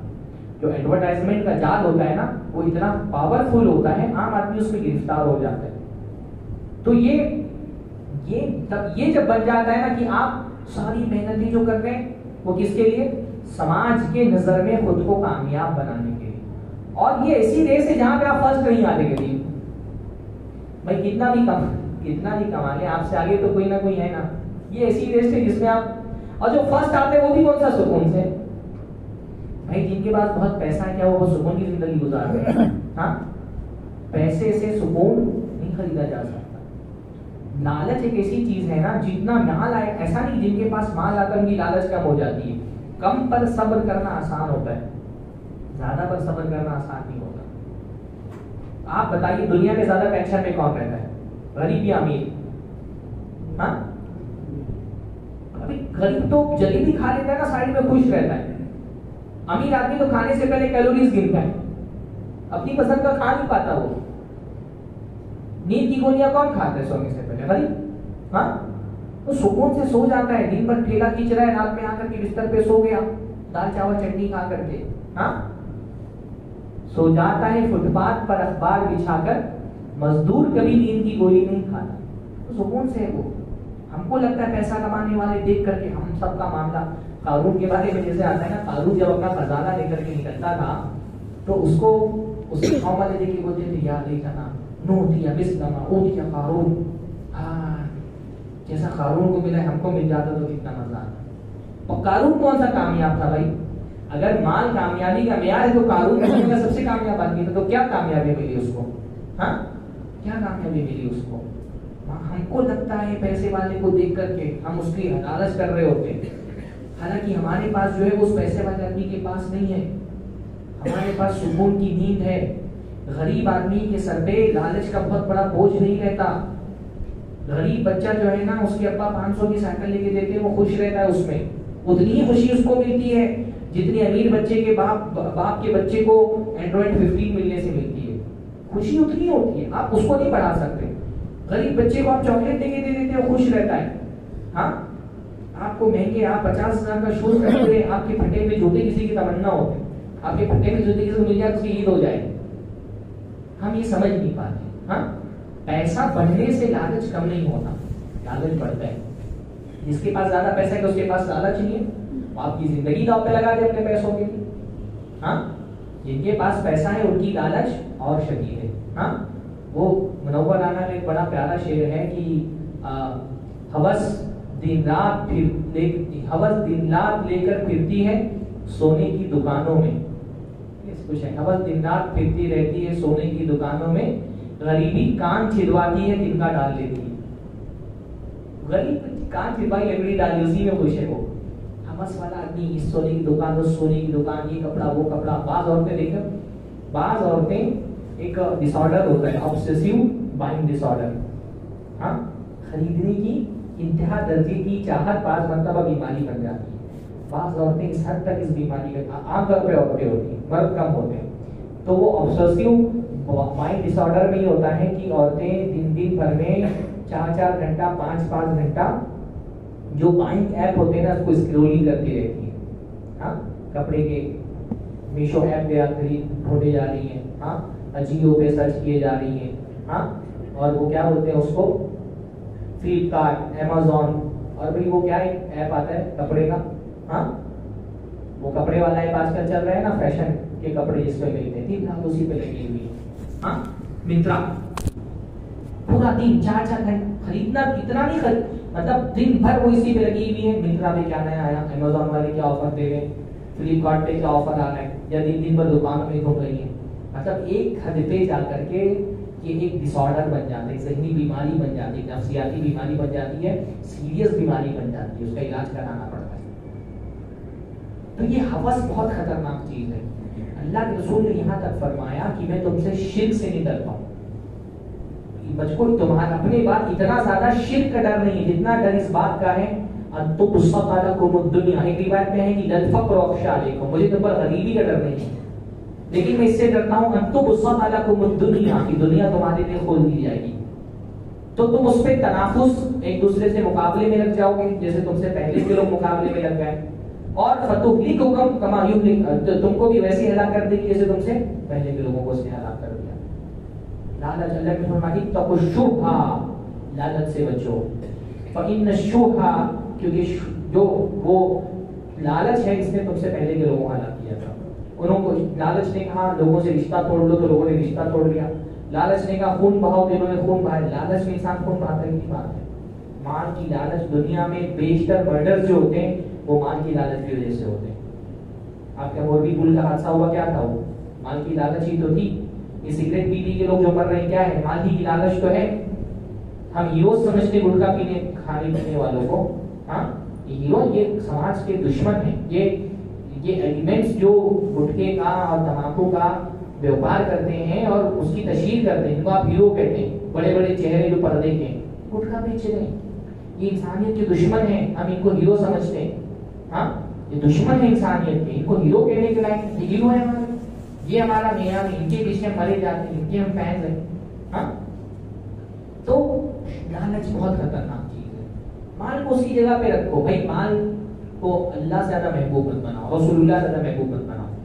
مال ہے نا، مال کو اللہ سے، اللہ نے فرمایا قل ان كان آباؤكم وابناؤكم واخوانكم وازواجكم وعشيرتكم واموال اقترفتموها وتجارة تخشون كسادها ومساكن ترضونها. تمہارے باپ دادا، تمہاری بچے، تمہاری بیوی شوہر، ہاں تمہارے خاندان کے لوگ، جو مال تم کماتے ہو، جن گھروں میں تم رہتے ہو، جس تجارت میں تم کو نقصان کا ڈر ہے، اگر یہ اللہ سے، اس کے رسول سے، اس کے راستے میں جہاد زیادہ محبوب ہے تو اللہ کے عذاب کا انتظار کرو. مال جب اللہ سے زیادہ محبوب ہو جائے تو فتنہ بن جاتا ہے. رسول اللہ سے زیادہ محبوب ہے تو فتنہ بن جاتا ہے. مال جب اعمال سے زیادہ محبوب ہو جائے تو فتنہ بن جاتا ہے. بھائی مال اہم ہے پر مال اعمال سے اہم ہے. اعمال کے سامنے مال کی کتنی ویلیو ہے؟ پوری دنیا کا مال مل کر کے اس 2 رکعت نماز کی برابری نہیں کر سکتا جو آپ فجر میں سنت میں ادا کرتے ہیں. مال کی ویلیو اس کو اسی جگہ پہ رکھو. اللہ اس نے کیا فرمایا؟ رکعت الفجر خیر من الدنیا وما فیہا. 2 رکعت فجر کی سنت ہوگی، فرض کا تو جو مقام ہے اپنی جگہ پر. 2 رکعت فجر کی سنت دنیا اور دنیا کی تمام چیزوں سے زیادہ بہتر ہے. تو مال کو اسی جگہ پہ رکھو. مال کماؤ پر مال کو اعمال پہ حاوی مت ہونے دو. ہاں اللہ کے نبی نے فرمایا رجال لا تلہیہم تجارۃ ولا بیع عن ذکر اللہ، اللہ کے بندے وہ ہیں، اللہ کے بندے جو اللہ کے لیے کاروبار ہی نہیں کرتے. ہمارے دین میں کوئی آدمی مسجد میں بیٹھا ہوا ہے وہ دیندار نہیں. دینداری کا تصور یہ نہیں کہ آدمی جاتا ہی نہیں، کاروبار ہی نہیں کرتا، تجارت ہی نہیں کرتا، شادی نہیں کیا ہوا، بس اللہ نہ کر کے زندگی گزار دیا. یہ دینداری نہیں ہے. شادی مت کرو، پیسہ کماؤ، تجارت کرو، کاروبار کرو، اپنی ذمہ داریاں ادا کرو. پر ان ذمہ داریوں کو، یہ ذمہ داریاں، یہ مال کی چاہت تم پر ایسی غالب نہ آ جائے کہ اللہ تعالیٰ چھوڑ جائے، دین چھوڑ جائے تم سے، اعمال چھوڑ جائے. فرمایا رجال، مرد وہ لوگ ہیں جو لا تلہیہم تجارۃ ولا بیع عن ذکر اللہ، جن کو تجارت اور کاروبار اللہ کے ذکر سے غافل نہیں کرتا. کرتے ہیں تجارت، مارکیٹ میں بھی جاتے ہیں. بھائی مارکیٹ میں نہیں جائیں گے تو ہماری ایمانداری کا امتحان کیسے ہوگا؟ ایمانداری، تجارت ایمان ہے. تاجر، اللہ کے نبی نے فرمایا التاجر الصدوق، جو سچا امانت دار تاجر ہے قیامت کے دن نبیوں کے ساتھ ہوگا، اس کا حشر نبیوں کے ساتھ ہوگا. اتنی اہمیت ہے تجارت کی. پر تجارت کو اللہ تعالیٰ کے ذمہ، رمضان ہوتی مسجد میں آ جاتے دکان بند کر کے، یہ اصل میں امتحان. جو مسجد میں بیٹھا تھا اس کا امتحان کہاں ہوگا؟ امتحان تو یہ تھا کہ آپ گئے، دکان کھولی، پھر اذان ہوئی تو بند کر کے مسجد. یہ امتحان ہے اصل، یہ امتحان دینا ہے. ہاں تو جب مال جو ہے نا وہ اعمال سے زیادہ اہم ہو جاتا ہے، مال رشتوں سے زیادہ اہم ہو جاتا ہے، تب مال فتنہ بن جاتا ہے. مال کو نہیں، مال ہے، مال کو رشتوں سے آگے مت بڑھنے دو. آدمی مال کے آگے بھول جاتا ہے کہ اس کی فیملی ہے، بیوی ہے، بچے ہیں، بھائی ہے، بہن ہے، امی ابا ہے. مال کمانے میں ایسا مگر ہاں بس مال جمع کیے جا رہے ہیں. یہ بہت خراب صورتحال ہمارے یہاں بن گئی. بیوی کے لیے وقت نہیں ہے، بچوں کے لیے وقت نہیں ہے، بس مال کمانے میں لگا ہوا ہے. باپ کے ساتھ بیٹھ کے بات نہیں کرتا، ماں کے ساتھ بیٹھ کے بات نہیں کرتا. مال کماؤ پر مال کو خدا مت بنا لو اپنا. ہاں دن رات بس اسی کا سوچ رہے ہو. ایسا مت کرو جہاں باس جہاں بولے حاضر رہ گئے. بھائی یہ جو میں بعض جاب دیکھتا ہوں نا اس کا نیچر ایسا ہوتا ہے کہ جب باس بلائے آنا ہے. ورک فار ہوم کے زمانے میں اور زیادہ ہو گیا ہے، جہاں سے باس کا فون آیا لیپ ٹاپ کھول کے بیٹھ گئے. بھائی یہ سچویشن تو اللہ کی رضا دے. ہاں لبیک اللہم لبیک، اللہ جب بولے حاضر ہو جانا ہے. یہ باس جب بولے تب حاضر ہو جانا ہے. یہ بہت خراب سچویشن ہے. ایسی جاب اس میں آپ اچھا پیسہ نہیں کما رہے پر آپ کو اپنی فیملی سے الگ کر دے، چھوڑ دو وہ جاب. کم کھاؤ، کم پیو، سوچو کہ تمہاری زندگی میں کیا پیسہ معنی کیا رکھتا ہے. کیا تمہارے لیے تمہارا پیسہ تمہاری ریلیشن سے زیادہ میننگ فل ہے؟ میننگنیس مطلب میننگ کیا ہے زندگی میں، اہم کیا ہے زندگی کے اندر، یہ سمجھنا بہت ضروری ہے. یہ مٹیریلسٹک دنیا نے ہمارے ذہن میں مال کو اتنا ہی بنا دیا کہ مال کے آگے ہم بچوں کی اہمیت نہیں، بیوی کی اہمیت نہیں، ماں باپ کی اہمیت نہیں، بس مال کمانا ہے. بیوی کے لیے شوہر کی اہمیت نہیں. میں تو کتنے گھروں میں دیکھ رہا ہوں کہ شوہر بیچارہ اس کو بچوں کی یاد آتی ہے، وہ واپس نہیں جانا چاہتا سعودی کو، وہ بیچارہ یہیں پہ بچوں کے ساتھ ہے. بیوی مار کے بھگا دی، جاؤ. ہاں بیوی بھگا دی ہے، جاؤ. عجیب سی صورتحال بن گئی ہے بھائی. ہاں ابھی یہی آدمی دوسری شادی کر لے، ہفتے میں 3 دن دوسری بیوی کے پاس جائے تو بیوی کو قبول نہیں. سماج بولے کتنا بڑا ظالم ہے. ہاں 3 دن دوسری بیوی کے پاس جائے اور 3 سال سعودی میں رہ جائے تو ظالم نہیں ہے، بولی رانی بنا کے رکھا ہوا ہے. عجیب نیات ہو گئے، اپنے کو نہیں سمجھ میں آتا. میں مولوی ہوں، میں 8-10 سال کا تھا، میں مدرسے میں چلا گیا، میں نے جو آئیڈیل سماج دیکھا ہے وہ کتابوں والا دیکھا ہے. تو مجھے یہ سماج نہیں سمجھ میں آتا کہ بھائی یہ سعودی جا رہا ہے 3 سال کے لیے، وہ تم کو ظلم نہیں دکھتا. دوسرے بندے نے شادی کر لی ہے، وہ تو اپنی بیوی کے پاس رہ رہا ہے، 3 دن کے لیے دوسری بیوی کے پاس جاتا ہے، وہ ظالم بن جاتا ہے. اس کو لوگ ظالم سمجھتے ہیں. تو یہ سماج کی لاجک اپنے محمد مولوی ہے نا، ہم مدرسے میں رہتے ہیں، ہم نے یہ سماج نہیں دیکھا، 20-22 سال کے ہو گئے تب سماج میں آئے. تو جو ہم نے کتابوں میں سماج پڑھا تھا نا وہ سماج الگ تھا بھائی، وہ آئیڈیل سماج تھا. ہم کو یہ نہیں سماج سمجھ میں آتا کہ یہ کون سا سماج ہے جہاں 3-3 سال 4-4 سال آدمی بیوی بچوں کے بغیر رہ رہے. میں پہلی مرتبہ زندگی میں ایسا ہوا، میں دعوتی دورے پہ نکلا بہار سے ہو کر کے یو پی اور گھوم کر کے حیدرآباد شولہ پور ہو کر کے 15 دن پہلی بار میری زندگی میں ایسا ہوا کہ میں 15 دن اپنی فیملی سے دور تھا. مطلب میری اتنی گھبراہٹ کی بات کی، میں سوچتا ہوں کہ لوگ 2-2 سال کیسے اپنی فیملی سے دور رہتے تھے. یہ ظلم ہے، بچوں پہ ظلم ہے، بیوی پہ ظلم ہے. ہاں کہ 3-3 سال 4-4 سال بچے سے بیوی سے دور کر دیا ہے. ایسا نہیں ہونا چاہیے. تھوڑا بہت 1-2 دن سفر سمجھ میں آتا ہے، 2-2 سال کر کے بچہ کی بیوی چھوڑ کر کے دور رہ رہا ہے، پھر مفاسد پیدا ہو گیا. بھائی شریف عورت تو صبر کر لیتی ہے، ورنہ کتنے سارے مسائل بدکاری کے ایسے آتے ہیں جو شوہر سعودی میں بیوی سے نہیں صبر ہو پائے، بدکاری کر بیٹھتی ہے وہ. بلکہ میں نے دیکھا ہے بھائی ایسے کیسز، آدمی زندگی لگا دیا سعودی عرب میں، جو بنایا سب بیوی کے نام پہ بنا دیا، بچوں کے نام پہ بنا دیا. 50 55 60 سال کا ہو گیا تب سعودی سے آیا، یہاں آیا تو پتا چلا نہ اس کی بیوی نہ اس کے بچے. جب آپ نے زندگی میں بیوی بچوں کو وقت ہی نہیں دیا، یہاں آ کر تو اس کو پتا چلتا ہے کہ یہ بچے تو میرے ہیں ہی نہیں. جب آپ کا کوئی اٹیچمنٹ بچوں سے تھا ہی نہیں بچپن میں، تو صرف پیسہ دینے سے آپ کے بچے آپ کے تھوڑی ہو جائیں گے.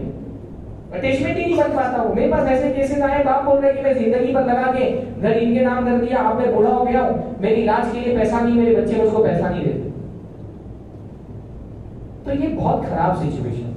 مال کمائیے پر مال کو رشتوں پہ ہائی مت کریے. بھائی بھائی کا دشمن ہو گیا، جائیداد پراپرٹی اتنی اہم ہو جائے کہ بھائی ہمارا کوئی رشتہ اس کے لیے لڑ جائے، قتل کر دیں. کتنے قتل ہوتے چھوٹے سے کھیت کے مسئلے میں، پراپرٹی کے مسئلے میں. بھائی بھائی سے بات چیت بند کیا ہوا ہے، بھتیجا چاچا کو ملتا ہے سلام نہیں کر رہا، ہاتھ اٹھا دے رہا ہے بھائی بھائی پہ، بھتیجا باپ پہ ہاتھ، باپ بیٹے پہ ہاتھ اٹھا دے رہا ہے مال کی وجہ سے. مال کو مال رہنے دو، مال کو رشتوں سے اہمیت مت دو. مال جب رشتوں پہ حاوی ہو جائے تو وہ فتنہ بن جاتا ہے. ہاں اچھا، مال جب مالدار دلدار نہ ہو تو بھی مال فتنہ بن جاتا ہے. اللہ نے مال دیا نا، دلداری دکھاؤ. وہ آسم قارون کی قوم، یہ پورا ایک موضوع ہے کہ قارون کی قوم والے جو قارون کو نصیحت کی نا، بڑی پیاری نصیحت ہے. کیا کہا قارون کی قوم والے نے قارون سے؟ وَآسِم كَمَا أَحْسَنَ اللَّهُ إِلَيْكَ، اللہ نے تمہارے ساتھ احسان کیا تو لوگوں کے ساتھ احسان کرو. اللہ نے پیسہ دیا نا، خرچ کرنا سیکھو. رشتہ داروں پہ، بھائیوں پہ، بہنوں پہ، چاچا پہ، پھوپھی پہ، ماموں پہ، اپنے کزنس پہ خرچ کرو. مالدار اللہ تعالیٰ نے دلدار بنو، خرچ کرنا سیکھو. جب مالدار دلدار نہ ہو تو مال فتنہ بن جاتا ہے. ہاں الذی جمع مالہ وعددہ یحسب ان مالہ اخلدہ، مال جمع کر رہا ہے، آنے دو. ہاں 1 روپیہ کہیں نہیں خرچہ کرتا. مہمان آ جائے تو ٹینشن ہو جاتا ہے اس کو. ہاں بھائی بہنوں کو ایسا مال کس فائدے کا؟ اگر میرے مال سے میرے بھائیوں کو، میری بہنوں کو، میرے چاچا کو، میری خالہ کو فائدہ نہ ہو، میں کیا فائدہ مال کما کے؟ بھائی ہم کو تو نہیں سمجھ پاتا کہ اس مال کا کوئی فائدہ ہے. ہاں کیا فائدہ ہے ایسے مال کا؟ مال دیا ہے تو دلدار بنو. دلداری اماؤنٹ میں نہیں ہے. غریب ہو تو غریب اور بننے کی دلداری دکھاؤ نا. بھائی کیا ہم اتنے غریب ہیں کہ ایک ٹائم کا کھانا کسی کو اپنے ساتھ نہیں کھلا سکتے؟ ہمیں کون اتنا غریب ہے؟ ہاں آپ 10 لاکھ نہیں دے سکتے، 10 روپیہ تو دے سکتے ہیں نا. غریب جب بھی دینے کی بات آتی ہے، امیر لوگ سوچتے، غریب لوگ سوچتے ہیں تو امیروں کا موضوع ہے. نہیں بھائی، آپ 1 روپیہ تو دے سکتے ہو اللہ کے راستے میں نا. خلوص دل سے دیا گیا 1 روپیہ 1 لاکھ پہ بھی غالب آ سکتا ہے. اللہ کے رسول نے فرمایا 1 درہم 1 لاکھ درہم سے جیت گئے. کیسے؟ کہ ایک آدمی کے پاس بہت مال تھا تو اس نے 1 لاکھ درہم اللہ کے راستے میں صدقہ کیا. ایک آدمی غریب تھا، اس کے پاس 2 ہی درہم تھا، اس نے 2 درہم جس کے پاس، اس کو 1 درہم دینا کتنا بھاری پڑے گا، اور اس نے دیا اللہ کے راستے میں. تو اس 1 درہم کا ثواب 1 لاکھ درہم سے بھی زیادہ ہو گیا. دینا سیکھو.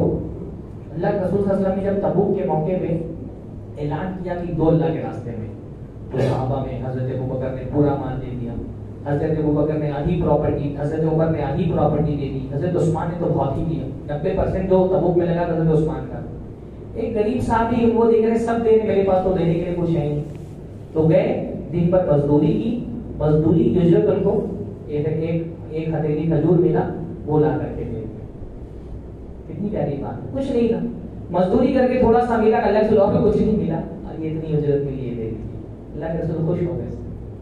تو دینا سیکھو. جب مالدار آدمی بخیل ہو جاتا ہے نا تو مال فتنہ ہوتا ہے. آخری بات بولتا ہوں، جب آدمی مال خرچ کرنے کے معاملے میں اللہ، جب مال کو بندہ اپنا مال سمجھ لے تو مال فتنہ ہو جاتا ہے. مال ہمارا نہیں ہے، مال کس کا ہے؟ اللہ کا. المال مال اللہ، مال اللہ کا ہے. میں غلام اللہ کا، تو غلام کا کچھ بھی خود کا نہیں ہوتا. غلام کا جو بھی ہوتا ہے وہ اس کے، غلام بھی ہے اپنے مالک کا، اور غلام کا جو کچھ بھی وہ بھی اس کے مالک کا. ہاں وَلِلَّهِ مَا فِي السَّمَاوَاتِ وَمَا فِي الْأَرْضِ، جو بھی زمین و آسمان میں ہے وہ کس کا ہے؟ اللہ کا ہے. لِلَّهِ مُلْكُ السَّمَاوَاتِ وَالْأَرْضِ، زمین و آسمان کا مالک کون ہے؟ اللہ. سونا چاندی اناج پیسہ سب کا حقیقی مالک کون ہے؟ اللہ. ہم صرف مال کے نگہبان ہیں، ہے نا. وَأَنفِقُوا مِمَّا جَعَلَكُمْ مُسْتَخْلَفِينَ فِيهِ، اللہ نے جس مال کا نگراں تم کو بنایا ہے اس میں سے خرچ کرو. اللہ بار بار یاد دلاتا ہے تم حقیقی مالک تم نہیں ہو، حقیقی مالک کون ہے؟ اللہ ہے۔ جہاں بھی قرآن میں خرچ کرنے کا حکم آتا ہے وہ اللہ یاد دلاتا ہے یہ مال جس میں سے میں خرچ کرنے کا حکم دے رہا ہوں یہ کس کا مال ہے؟ اللہ کا مال ہے۔ وَآتُوهُم مِّن مَالِ اللَّهِ الَّذِي آتَاكُمْ، اللہ کے مال میں سے دو جو اللہ نے تم کو دیا ہے۔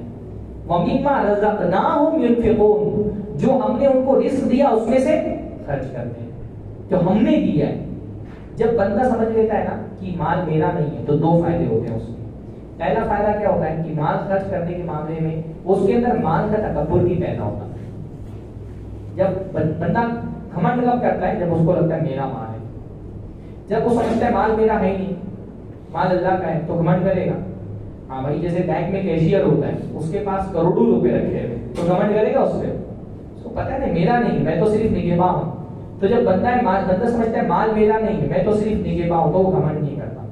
دو کیریکٹر اللہ تعالیٰ نے قرآن میں رکھے ہیں۔ ایک کیریکٹر کافر والا ہے جس کو لگتا ہے میرا مال ہے تو وہ گھمنڈ کرنے لگتا ہے۔ ہاں، قارون ہے، اس کے پاس اتنا خزانہ اتنا بڑا ہے کہ صرف خزانوں کی چابی اٹھانے کے لیے ایک افراد کی فوج درکار ہے، طاقتور لوگ ملیں گے تو چابیوں کا بوجھ اٹھا سکیں گے۔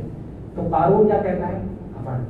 انما اوتیتہ علی علم عندی، یہ میں نے اپنی علم سے کمایا ہے، میری ذہانت ہے، میرا انٹیلیجنس ہے، یہ میری صلاحیتوں کا نتیجہ ہے۔ فرعون کا کیریکٹر ہے، ہاں، الیس لی ملک مصر وہذہ الانہار تجری من تحتی، یہ مصر کی بادشاہت میری ہے، یہ میرے حکم سے نہریں جاری ہو رہی ہیں۔ ہاں، دو باغ والوں کا قصہ ہے نا، کہاں پر ہے؟ جس کے پاس دو باغ تھے، سورہ کہف میں۔ جب اپنے باغ پہ داخل تو کیا کہا؟ ہاں، کہا کہ انا اعز من کمال، انا اکثر من کمالا واعز نفرا۔ اپنے دوست سے کہہ رہا دیکھو میرے پاس تم سے زیادہ مال ہے، میرا جتھا تم سے بڑا ہے۔ جب آدمی اپنا سمجھتا ہے تو کیا کرتا ہے؟ گھمنڈ کرتا ہے۔ اور جب بندہ سوچتا ہے میرا نہیں ہے تو اس کے اندر تکبر نہیں پیدا ہوتا، کتنا بھی ہو جائے اس کے پاس۔ حضرت یہ دوسرا کیریکٹر حضرت سلیمان علیہ السلام والا، بلقیس کا تخت، ملکہ سبا کا تخت منٹوں میں سیکنڈوں میں حاضر ہے سامنے، ہاں سامنے حاضر ہے۔ تو یہ تخت بہت اعلیٰ ترین چیز تھی نا، اس لیے حدود جب آیا ہے وہاں سے ملکہ سبا کو دیکھیے تو تخت کا ذکر الگ سے کیا ہے، وَلَهَا عَرْشٌ عَظِيمٌ، یہ عورت بادشاہ ہے اور اس کے ساتھ ایک تخت بھی، اس کے پاس ایک تخت، الگ سے تخت کا ذکر کیا ہے۔ ہاں، وہ تخت لمحوں میں حضرت صلی اللہ علیہ وسلم کی پراپرٹی بن گیا، پر گھمنڈ ہے کوئی کیا کرے؟ ھذا من فضل ربی، یہ میرے رب کا فضل ہے۔ جب بندہ سمجھتا ہے میرا نہیں ہے نا تو گھمنڈ نہیں کرتا ہو۔ قارون نے اتنی بڑی دیوار بنائی، قارون بول رہا ہوں، ذوالقرنین نے اتنی بڑی دیوار بنا دی یاجوج ماجوج کو روکنے کے لیے۔ ہمارے یہاں 4 مالے کی بلڈنگ بنا دے بلڈر تو کسی سے سلام کرنا شان کے خلاف سمجھتا ہے، ہاں، ساتھ میں بیٹھنے کو اپنی شان کے خلاف سمجھتا ہے۔ ذوالقرنین نے اتنی بڑی دیوار بنا دی، آخر میں کیا بول رہے ہیں؟ ذالک رحمۃ من ربی، یہ میرے رب کی رحمت، کریڈٹ ملے بندے کو، جب پتا ہے میرا نہیں ہے تو وہ کریڈٹ ملے، وہ فضل کو اللہ رب العالمین کی طرف بھیجتا ہے، میرا بھی اللہ تعالیٰ نے دیا تھا۔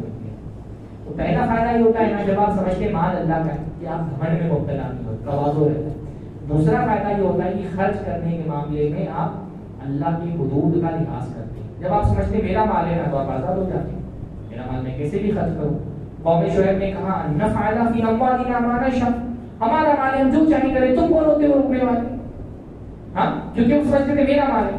پر ایمان والا بندہ جانتا ہے مال میرا نہیں ہے، میں غلط خرچ کروں گا اللہ کے یہاں جواب دینا پڑے۔ قیامت کے دن سے بھی یہ سوال نہیں ہوگا مال کہاں سے کمایا، یہ بھی سوال ہوگا مال کہاں خرچ کیا۔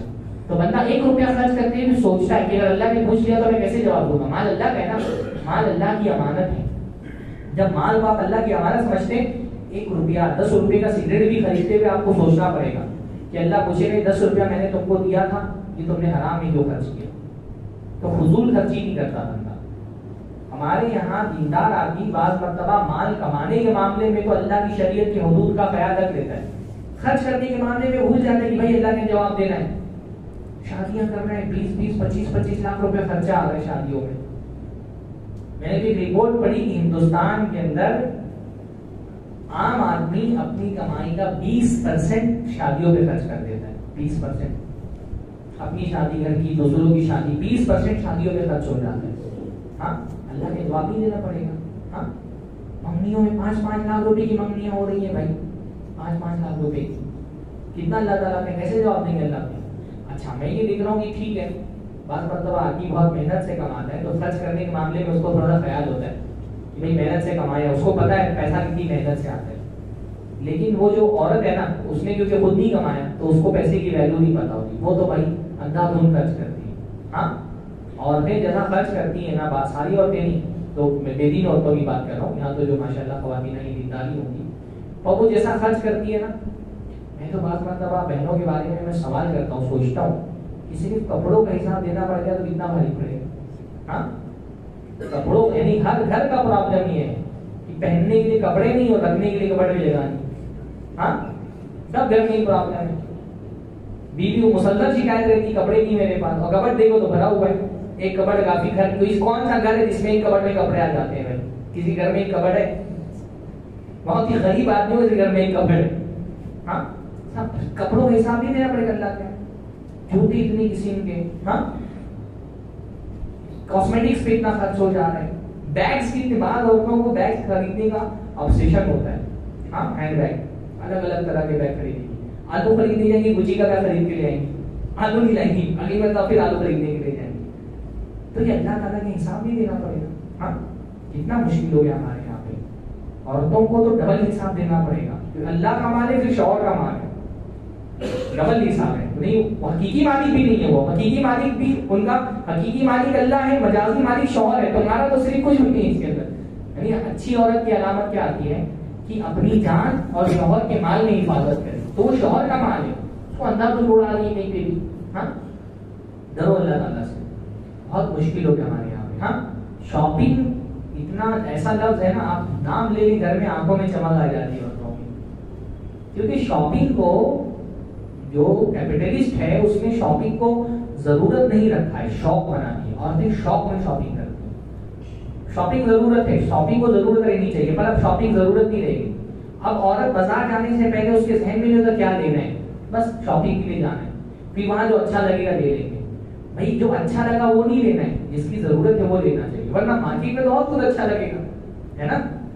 इसलिए मैं अपनी बहनों से बोलता हूँ, अपनी बीवियों से भी बोलता हूँ ये बात कि मार्केट जाने से पहले कागज लो या मोबाइल में नोट्स खोलो, क्या क्या लेना है, तुम्हारी क्या क्या जरूरत है। अगर मार्केट जाने की जरूरत नहीं तो मत जाओ, संडे को जरूरी संडे को मार्केट ही जाना है क्या? भाई संडे को ही क्या वो हम कोई चर्च है ईसाइयों की तरह क्या संडे को चर्च जाना है?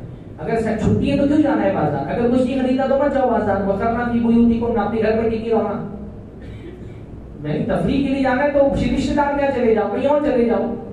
शॉपिंग थोड़ी, तफरीह के लिए शॉपिंग थोड़ी की जाती है। तो अगर जरूरत नहीं तो बाजार मत जाओ, जरूरत है तो पहले देखो, लिखो पूरा सामान, लिस्ट बनाओ क्या क्या खरीदना है। हाँ, आलू प्याज सब्जी कपड़े वपड़े जो भी खरीदना है एक लिस्ट बना लो। और बहुत सख्ती के साथ जब बाजार जाओ, मॉल में मत जाओ, नॉर्मल मार्केट में। मॉल जो है ना, मॉल एक चक्रव्यूह हुई, वहां जाएंगे तो आपको फंसा देगा मॉल वाला। हाँ, सुपर मार्केट में मत जाओ, नॉर्मल बाजार में जाओ, सख्ती के साथ जो लिस्ट में लिखा हुआ है वही खरीदो और आ जाओ। उसके अलावा अगर कोई चीज खरीदने का दिल बोले ना तो पढ़ो औज़ु बिल्लाहि मिनश शैतानिर रजीम। ये भी वीडियो मैंने पढ़ा बताया, कामयाब बन जाएगी। हाँ, कोई चीज जिसके खरीदने का दिल बोल रहा है वो लिस्ट में नहीं लिखी है तो समझो कि ये खरीदने का जो ख्याल है ये शैतान की तरफ से। हाँ, क्योंकि शैतान फजूल खर्ची करने वालों को भाई बन जाता है ना। इन्नल मुबद्दिरीना वला तुबद्दिर तबज़ीरा इन्नल मुबद्दिरीना कानू इख्वान शयातीन। फजूल खर्ची मत करो, फजूल खर्ची करने वाले शैतान के भाई हैं। तो शैतान को जो ख्याल आता है ना, ड्रेस अच्छा लग रहा है खरीद लो, चप्पल अच्छी लग रही है खरीद लो, हाँ, वो बैग पे 50% का डिस्काउंट लगा है ले लो। भाई 50% का नहीं 90% का डिस्काउंट लगाओ, आपकी काम करी तो क्या फायदा। कोई सामान खरीदने से पहले सोचें। सामान खरीदने की वजह से हमको उस सामान को अटेंशन देना पड़ता है, अपने घर में जगह देनी पड़ती है, पैसा देना पड़ता है। क्या वो सामान इस लायक है कि उतना अटेंशन, उतना पैसा और घर में उतनी जगह दें हम उसको? हाँ, सोच करके खरीदो, 2 मरतबा सोचो। आज ख्याल आया खरीदने का, 2 दिन बाद खरीदो सामान, 2 मरतबा सोचो। इसी को कैनात बोलते हैं ना। हमारे यहाँ आजकल एक ट्रेंड चल रहा है मिनिमलिज्म का, सुना है आपने? शरीयत में उसको कैनात बोलते हैं। कम से कम में जितना काट सकते हो काट लो, हाथ से कपड़ा धो सकते हो तो वॉशिंग मशीन मत खरीदो। کیا ضرورت ہے بھائی؟ جب پہلے دن انسان ہاتھ، میں نہیں بول رہا کہ پتا چلا شوہر کو چڑھانا چڑھا کے چلے گئے واشنگ مشین، اگر چل سکتا ہے تو ہاتھ سے دھو لو کپڑا بھائی، کیا ضرورت ہے واشنگ مشین خریدنے کی؟ ہاں اگر آپ کے مٹکے میں پانی ٹھنڈا ہو سکتا ہے تو فریج خریدنے کی ضرورت کیا ہے؟ فریج کوئی بہت اچھی چیز تھوڑی ہے. میں نے بریٹانیہ کی ایک رپورٹ پڑھی کہ ٹوائلٹ سے زیادہ جراثیم گھروں میں فریج کے اندر پائے گئے. ٹوائلٹ میں اتنے جراثیم نہیں ہوتے جتنے فریج کے اندر ہوتے. یہاں بھی میں مطلب مولوی ہوں، ایسا نہیں کہ قرآن اس کی بات بیان کر رہا ہوں، ایک باقاعدہ پیپر میں رپورٹ آئی. تو کم سے کم میں زندگی گزارنا سیکھو. عورتوں کا یہ بہت بڑا مسئلہ ہے، چیزوں کی چاہت. بعض مرتبہ عورتوں کو سامان سے زیادہ اتنا اٹیچمنٹ ہوتا اتنا شوہر سے نہیں ہوتا. ہاں تھوڑا کبھی آپ گھر میں کوئی کانچ کا ایک پیالہ توڑ کر کے دیکھیں، عورت کی آنکھوں سے آنکھ نکلتا ہے بالکل. ہاں شوہر زیادہ اس کو کانچ کا پیالہ عزیز ہو جاتا ہے.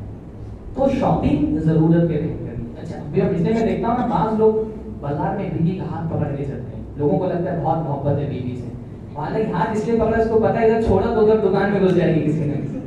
ہاں وہ میں دیکھ گھوڑے لوگوں کا وہ آتا ہے نا ایسے سائڈ میں لگا رہتے ہیں، سائڈ میں کوئی دکھانے کوئی انوینشن ایسا ہونا چاہیے عورتوں کے سائڈ میں لگا دو، دکان دکھے نہیں اس کو.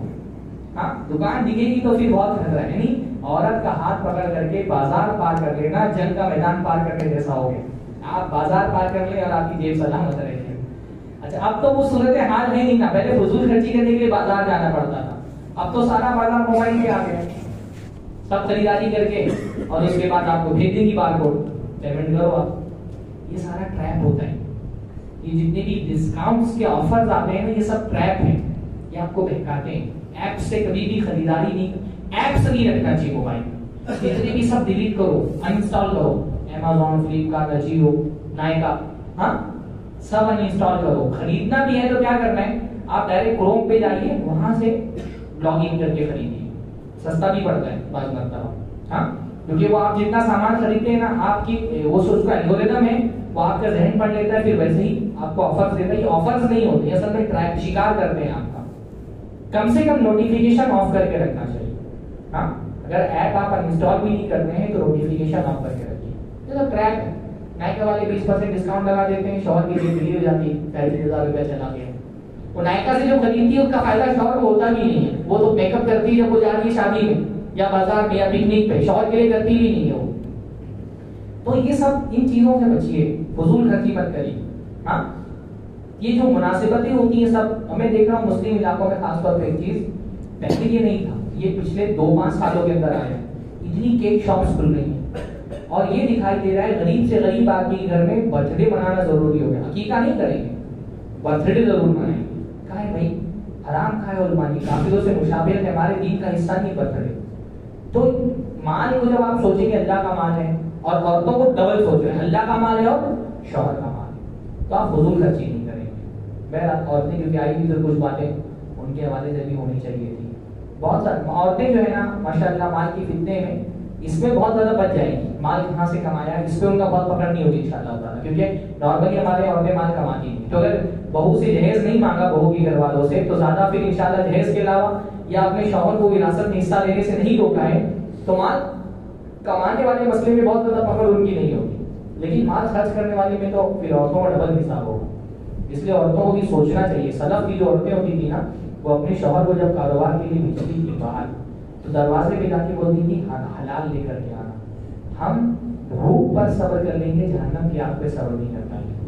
آپ نے سمجھ لیا کہ حرام مال کتنا خطرناک ہے، تو آپ کا کام یہ نہیں کہ تو شوہر کو دیکھنا ہے، نہیں آپ کا کام ہے شوہر کو روکیے حرام کمانے سے. اللہ ہم سب کو ہماری بہنوں کو توفیق عطا فرمائے. اقول قولی ھذا واستغفر اللہ لي ولکم ولسائر المسلمین واستغفروہ انہ غفور رحیم. وآخر دعوانا